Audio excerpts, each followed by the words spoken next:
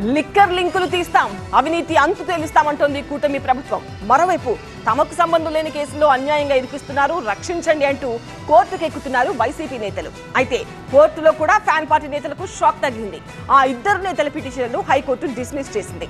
దీంతో సుప్రీంకోర్టును ఆశ్రయించారు మిథున్ రెడ్డి. వైసీపీ హయాంలో మద్యం దందా జరిగిందని ఆరోపిస్తున్నారు టీడీపీ నేతలు.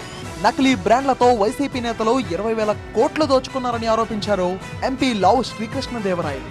ఈ స్కామ్ పై ఈడీతో విచారణ జరిపించాలని కేంద్రాన్ని కూడా కోరారు. మరోవైపు లిక్కర్ స్కామ్ కు కర్త కర్మ క్రియ అంతా కసిరెడ్డి రాజశేఖర్ రెడ్డి అన్నారు మాజీ ఎంపీ విజయసాయిరెడ్డి. ఇప్పటికే లిక్కర్ అవినీతిపై కేసు నమోదు చేసిన సిఐడి అధికారులు దర్యాప్తును వేగవంతం చేశారు. ఈ కేసులో కసిరెడ్డి రాజశేఖర్ రెడ్డికి నోటీసులు ఇచ్చారు. దీంతో ఆయన ఏపీ హైకోర్టును ఆశ్రయించారు. సిఐడి నోటీసులను హైకోర్టులో సవాల్ చేశారు. ఇరు వర్గాల వాదనలు విన్న హైకోర్టు కసిరెడ్డి పిటిషన్ ను డిస్మిస్ చేసింది. ఇక ఇదే కేసులో వైసీపీ ఎంపీ మిథున్ రెడ్డికి షాక్ తగిలింది. లిక్కర్ కేసులో మిథున్ రెడ్డికి ముందస్తు బెయిల్ ఇచ్చేందుకు హైకోర్టు నిరాకరించింది.